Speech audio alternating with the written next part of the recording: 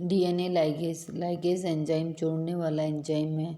DNA replication के पूर्ण हो जाने पर डीएनए की दोनों स्ट्रैंड के सिरों, एक के 3' सिरे से तथा दूसरी श्रृंखला के 5' फॉस्फेट सिरे के मध्य फॉस्फोडाइएस्टर बॉन्ड का संश्लेषण लाइगेज द्वारा किया जाता है।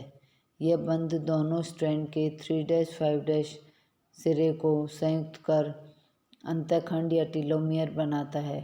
गुणसूत्र के दोनों सिरों पर अंतःखंड बनते हैं। अंतःखंड की उपस्थिति से एक गुणसूत्र दूसरे गुणसूत्र से सीधा संयुक्त नहीं हो पाता है, जिससे एक केंद्रक में स्थित विभिन्न गुणसूत्र अपना स्वतंत्र अस्तित्व बनाए रखते हैं। ई कोलाई तथा यूकेरियोट्स में लाइगेज की सक्रियता के लिए आवश्यक ऊर्जा का संभरण एटीपी के पायरोफॉस्फेट बंध के टूटने से होता है। इस प्रकार लाइगेज की सक्रियता एटीपी के टूटने की क्रिया से जुड़ी होती है। ई कोलाई में लाइगेज एंजाइम पॉलीपेप्टाइड की एकल श्रृंखला से निर्मित होता है। ई कोलाई की एक कोशिका में डीएनए लाइगेज की 200 से 400 प्रतिकृतियाँ होती हैं। यह एंजाइम पॉलीन्यूक्लियोटाइड खंडों को जोड़ने का कार्य करता है।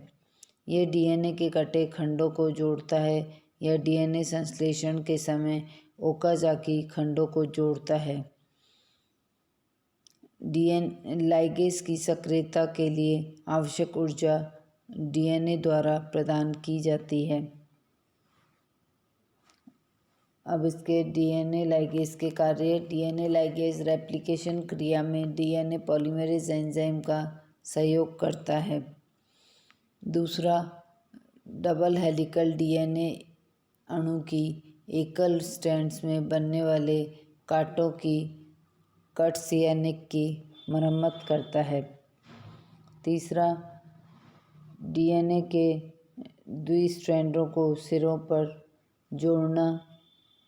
चौथा है इसका जीवाणुओं में आनुवंशिक रूपांतरण या ट्रांसफॉर्मेशन व जीन वहन ट्रांसडक्शन तथा यूकैरियोट्स में मियोसिस के अंतर्गत घटित जीन विनिमय के दौरान डीएनए खंडों को जोड़ने का कार्य करता है। आरएनए का एक खंड आरएनए प्राइमर के रूप में कार्य करता है। इसका निर्माण डीएनए की टेम्पलेट पर आरएनए पॉलीमरेज की उत्प्रेरणा में होता है। यह प्राइमर 50 से 100 न्यूक्लियोटाइडों से निर्मित एक श्रृंखला होती है।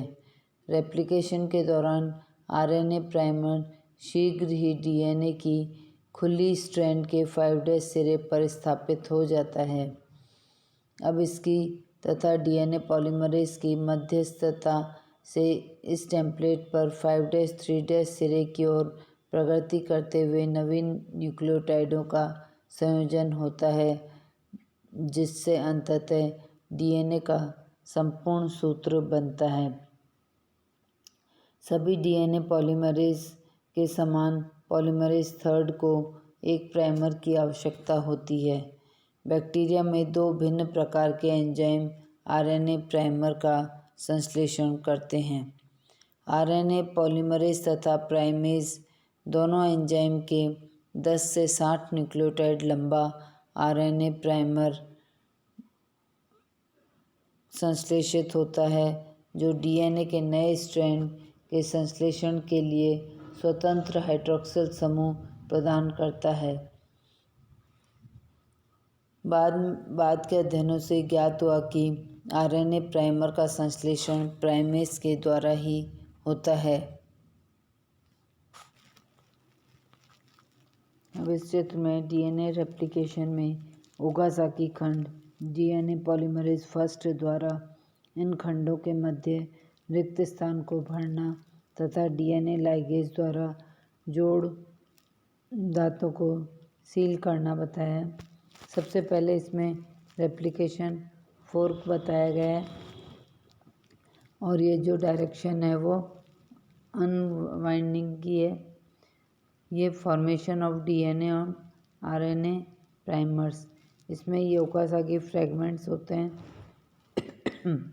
Excision of RNA primer on primers to yield Okazaki fragment. फिर नीचे इनकी फिलिंग बताइए, filling of gaps and sealing. अब डीएनए रेप्लिकेशन कुछ निश्चित बिंदुओं से शुरू होता है। ई कोलाई तथा जीवाणुभोजी या बैक्टीरियोफाजिस में क्रोमोसोम में केवल एक निश्चित बिंदु से रेप्लिकेशन शुरू होता है।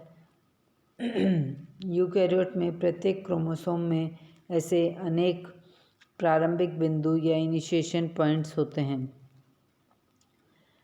प्रत्येक प्रारंभिक बिंदु पर दो एंजाइम डीएनए गायरेज और डीएनए हेलिकेज के प्रभाव से द्विकुंडलन के दोनों स्ट्रैंड विकुंडलित या अनकॉइल होकर एक दूसरे से अलग हो जाते हैं। विकुंडलन या अनकॉइलिंग के परिणाम स्वरूप उत्पन्न सिंगल स्ट्रैंड क्षेत्रों के कुछ विशेष प्रकार के प्रोटीन अणु संलग्न हो जाते हैं। इस कारण ये क्षेत्र एकल स्ट्रैंड अवस्था में बने रहते हैं। एकल स्ट्रैंड क्षेत्रों में 3' एंड वाले 3'5' डीएनए स्ट्रैंड के प्राइमेस नामक एंजाइम द्वारा अनुलेखन से या ट्रांसक्रिप्शन से 10 से 60 न्यूक्लियोटाइड लंबे प्रारंभक या प्राइमर आरएनए का संश्लेषण करते हैं।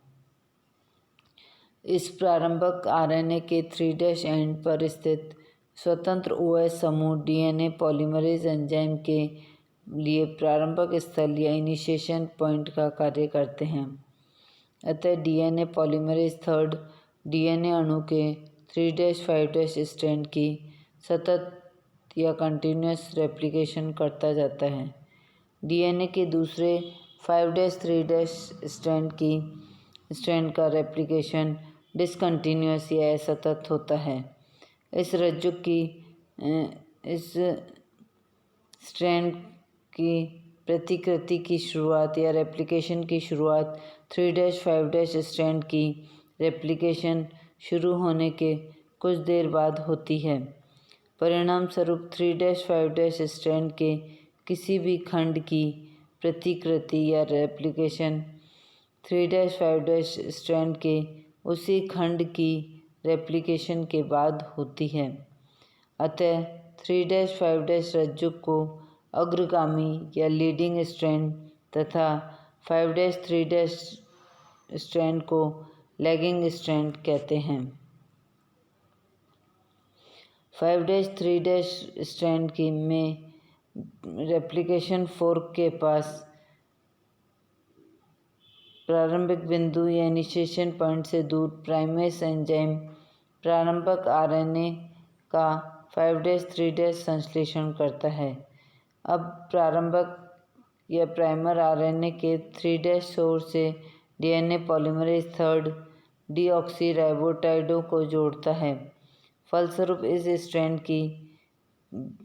इस स्ट्रैंड या पश्चगामी लैगिंग स्ट्रैंड की रेप्लिकेशन फोर्क से प्रारंभक बिंदु की ओर होती है। डीएनए रेप्लिकेशन के ओर बढ़ने पर प्राइमेस 5'3' स्ट्रैंड पर रेप्लिकेशन फोर्क के पास पुनः प्रारंभक आरएनए का संश्लेषण करता है। अतः इस स्ट्रैंड की रेप्लिकेशन पुनः रेप्लिकेशन फोर्क से प्रारंभिक बिंदु की ओर 5'3' होती है। यह इस चित्र द्वारा दिखाया जा रहा है। डीएनए रेप्लिकेशन का ये सर्वमान्य मॉडल है। इस प्रकार 5'3' डीएनए स्ट्रैंड की रेप्लिकेशन छोटे छोटे खंडों में तथा असतत होती है।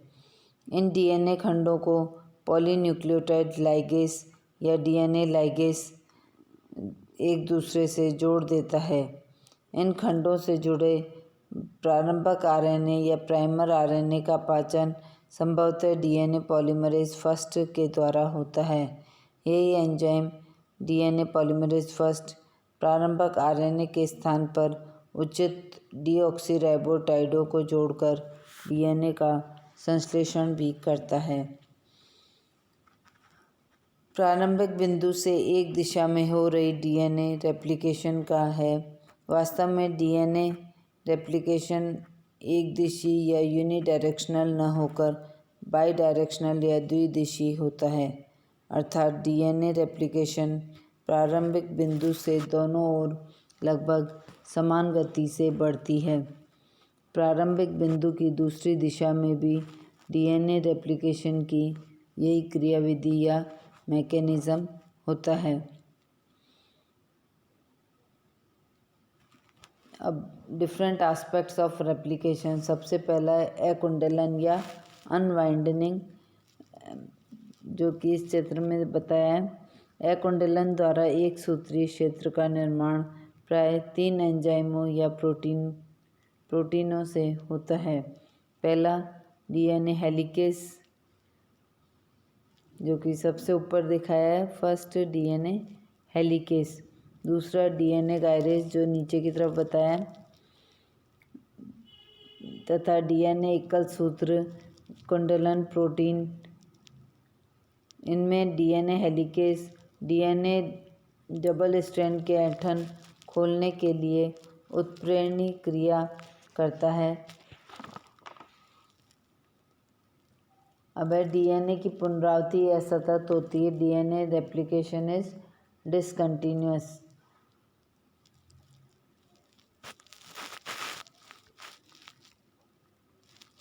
डीएनए अणु की रेप्लिकेशन के संबंध में ओकासाकी और सहयोगियों ने स्पष्ट किया कि एंडोन्यूक्लियस के प्रभाव से अकुंडलित दोनों सूत्र, जिन्हें डीएनए टेम्पलेट कहते हैं, पर नए डीएनए सूत्र का निर्माण साथ साथ होता है। दोनों सूत्रों पर नए सूत्र का निर्माण 5' सिरे से प्रारंभ होकर 3' सिरे की ओर प्रगति करता है। 5' 3'। चूँकि दोनों टेम्पलेट्स का 5' सिरा विपरीत दिशाओं में स्थित होता है, अतः रेप्लिकेशन भी विपरीत दिशा में प्रगति करता है। ओकासाकी ने बताया कि नए सूत्र का निर्माण सतत प्रकार से नहीं होता है, वरन प्रत्येक टेम्पलेट पर 1000 से 2000 न्यूक्लियोटाइडों के खंड निक्षेपित होते हैं। इन खंडों को ओकासाकी सेगमेंट्स कहते हैं, जिन्हें बाद में न्यूक्लियोटाइड लाइगेज द्वारा जोड़ा जाता है। इस प्रकार डीएनए की रेप्लिकेशन या पुनरावृत्ति असतत होती है। कुछ वैज्ञानिकों का मानना है कि एक टेम्पलेट पर डीएनए की पुनरावृत्ति सतत प्रकार से, जबकि दूसरी पर असतत प्रकार की होती है। इसमें ऊपर तो कंटिन्यूअस वाली बताई है और नीचे डिसकंटिन्यूअस वाली बताई है। ऑटो रेडियोग्राफी परीक्षण द्वारा असतत विधि की पुष्टि की गई है। अब डीएनए की पुनरावृत्ति द्विदिशक या बाईडायरेक्शनल होती है। जॉन केंट्स ने डीएनए की पुनरावृत्ति के संबंध में एक मॉडल प्रस्तुत किया और बताया कि पुनरावृत्ति द्विदिशक होती है। सर्वप्रथम दोनों पॉलीन्यूक्लियोटाइड सूत्र पृथक होते हैं तथा प्रत्येक सूत्र पर कई बिंदुओं पर न्यूक्लियोटाइडों का जमाव होता है। प्रत्येक बिंदु पर इनका जमाव दोनों दिशाओं में प्रगति करता है। इस तथ्य की पुष्टि आधुनिक परीक्षणों द्वारा की गई है, जिनमें ऑटो रेडियोग्राफी, इलेक्ट्रॉन माइक्रोस्कोप व आनुवंशिकी अध्ययन सम्मिलित है।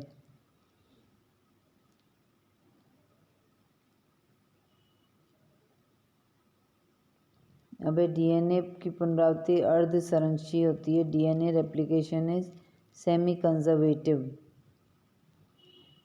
मिचेल्सन एंड स्टॉल ने N15H4Cl युक्त संवर्धन माध्यम में अमोनियम क्लोराइड युक्त संवर्धन माध्यम में ई कोलाई को कई पीढ़ियों तक संवर्धित किया, जिससे आइसोटोपिक N15 युक्त ई कोलाई प्राप्त किए।